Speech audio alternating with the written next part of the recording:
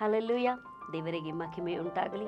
ಈ ಜೀವದ ರೊಟ್ಟಿಯ ಕಾರ್ಯಕ್ರಮಕ್ಕಾಗಿ ನಿಮ್ಮನ್ನು ಪ್ರೀತಿಯಿಂದ ಆಹ್ವಾನಿಸಿಕೊಂಡು ಸಮಯದಲ್ಲಿ ಕೂಡ ಒಂದು ವಾಕ್ಯದ ಭಾಗವನ್ನು ನಾನು ನಿಮಗಾಗಿ ಓದಿಕೊಳ್ಳುತ್ತೇನೆ.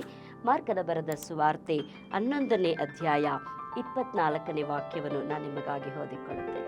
ಆದ ಕಾರಣ ನೀವು ಪ್ರಾರ್ಥನೆ ಮಾಡಿ ಏನೇನು ಬೇಡಿಕೊಳ್ಳುತ್ತೀರೋ ಅದನ್ನೆಲ್ಲ ಹೊಂದಿದ್ದೇವೆಂದು ನಂಬಿರಿ, ಅದು ನಿಮಗೆ ಸಿಕ್ಕುವುದು ನಿಮಗೆ ಹೇಳುತ್ತೇನೆ ಎಂಬುದಾಗಿ. ಹಲ್ಲೆಲೂಯಾ.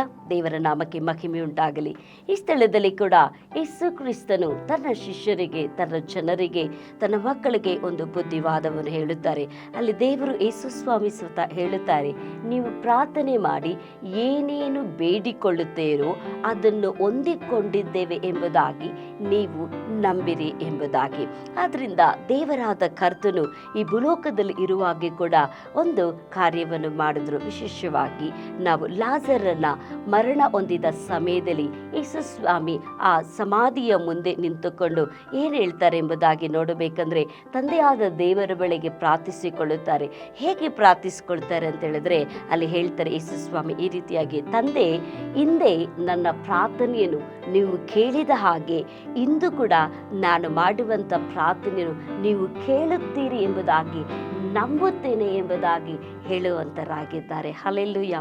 ನೋಡ್ರಿ, ಯೇಸು ಕ್ರಿಸ್ತನಿಗೆ ಇದ್ದಂಥ ಒಂದು ನಂಬಿಕೆ, ದೇವರ ಬಳಿಗೆ ಪ್ರಾರ್ಥನೆ ಮಾಡೋಕ್ಕೆ ಹೋಗುವಾಗ ಅವರು ಹಿಂದೆ ಯೇಸು ಮಾಡಿದಂಥ ಪ್ರಾರ್ಥನೆಗೆ ತಂದೆಯಾದ ದೇವರು ಅದನ್ನು ಕೇಳಿ ಉತ್ತರ ಕೊಟ್ಟದಕ್ಕೆ ಮೊದಲನೇದಾಗಿ ದೇವರಿಗೆ ಒಂದು ಸ್ತುತಿ ಹೇಳುತ್ತಾರೆ, ಬದಲಾಗಿ ಥ್ಯಾಂಕ್ಸ್ ಗಿವಿಂಗ್ ಹೇಳುತ್ತಾರೆ. ಆದ್ದರಿಂದ ನಮ್ಮ ಪ್ರಾರ್ಥನೆಯಲ್ಲಿ ಮೊದಲನೇದಾಗಿ ನಾವು ಮಾಡಬೇಕಾದಂಥ ವಿಷಯ, ಕಳೆದ ದಿನಗಳಲ್ಲಿ ಸ್ವಾಮಿ ನೀನು ಎಷ್ಟೋ ನಮ್ಮ ಪ್ರಾರ್ಥನೆಗಳನ್ನು ಕೇಳಿ ನೀವು ಸದುತ್ತರವನ್ನು ಕೊಟ್ಟು ದಯಪಾಲಿಸಿದ್ದೀರಿ.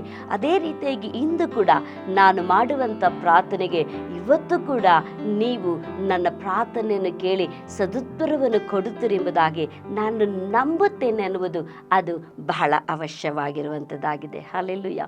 ಅದರಿಂದ ಪ್ರಿಯ ದೈವ ಜನರೇ, ಪ್ರಾರ್ಥನೆ ಮಾಡುವಾಗ ಅದಕ್ಕೆ ಯೇಸು ಸ್ವಾಮಿ ಹೇಳ್ತಾರೆ, ನೀವು ಪ್ರಾರ್ಥನೆ ಮಾಡುವಾಗ ಏನೇನು ಬೇಡಿಕೊಳ್ಳುತ್ತೀರೋ ಹೊಂದಿದ್ದೇನೆ ಅಂತ ದೇವರಿಗೆ ನಾವು ಕೃತಜ್ಞತೆಯನ್ನು ಸಲ್ಲಿಸಬೇಕಂತೆ. ಹಲ್ಲೆಲೂಯಾ. ಯೇಸು ಸ್ವಾಮಿ ಈ ಲೋಕದಲ್ಲಿ ಇರುವಾಗ ಲಾಜರನನ್ನು ಎಬ್ಬರಿಸುವುದಕ್ಕೆ ಮುಂಚಿತವಾಗಿ ತಂದೆ ದೇವರು ತನ್ನ ಪ್ರಾರ್ಥನೆಯನ್ನು ಕೇಳಿದಕ್ಕೆ ಕೃತಜ್ಞತೆಯನ್ನು ಸಲ್ಲಿಸುತ್ತಾರೆ. ಅದೇ ರೀತಿಯಾಗಿ ಇಂದು ಕೂಡ 4 ದಿವಸವಾಗಿದ್ದಂಥ 4 ದಿವಸವಾಗಿದ್ದಂಥ ಲಾಜರನ್ನು ಎದ್ದು ಬಾಂತ ಹೇಳೋದಕ್ಕೆ ಮುಂಚಿತವಾಗಿ ತನ್ನ ಪ್ರಾರ್ಥನೆಯನ್ನು ತಂದೆ ದೇವರು ಕೇಳುತ್ತಾರೆಂದ ಆ ನಂಬಿಕೆಯಿಂದ ಪ್ರಾರ್ಥನೆ ಮಾಡುವಾಗ 4 ದಿವಸ ಆಗಿದ್ದಂಥ ಆ ಲಾಜರನು ಜೀವದಿಂದ ಎದ್ದು ಬಂದಂಥ ಸಂಗತಿಯನ್ನು ನಾವು ಕೇಳಿದ್ದೇವೆ. ಹಲ್ಲೆಲೂಯಾ.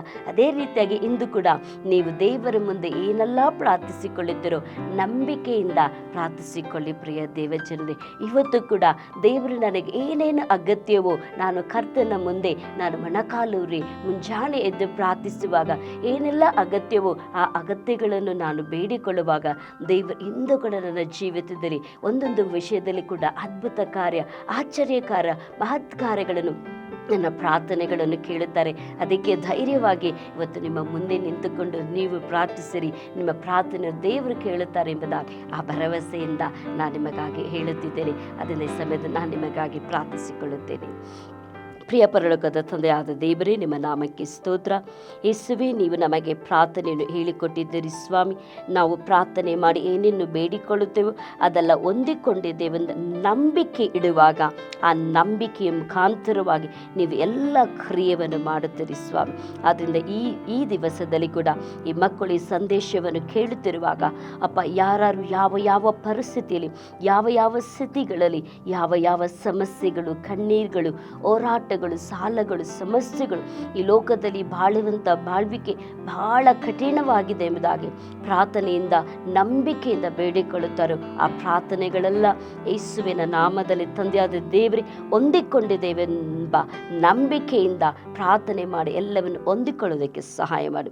ಈ ವಾಕ್ಯದ ಭಾಗಗಳು ನಮಗೆ ಆಶೀರ್ವಾದವಾಗಿ ಕೊಟ್ಟದಕ್ಕಾಗಿ ಕೃತಜ್ಞತಾ ಸ್ತೋತ್ರ. ಯೇಸುವಿನ ನಾಮದಲ್ಲಿ ತಂದೆಯಾದ ದೇವರೇ, ಆಮೇಲೆ. ದೇವರು ನಿಶ್ಚಯವಾಗಿ ನೀವು ನಂಬಿಕೆ ಇಡಿರಿ. ದೇವರು ನಿಶ್ಚಯವಾಗಿ ನಿಮ್ಮ ನಂಬಿಕೆಗೆ ತಕ್ಕ ಪ್ರತಿಫಲವನ್ನು ಯೇಸು ಸ್ವಾಮಿ ನಮಗೆ ಕೊಡುವಂತರಾಗಿದ್ದಾರೆ. ಆಮೇಲೆ. ಕರ್ತನು ನಿಮ್ಮನ್ನು ಆಶೀರ್ವದಿಸಲಿ.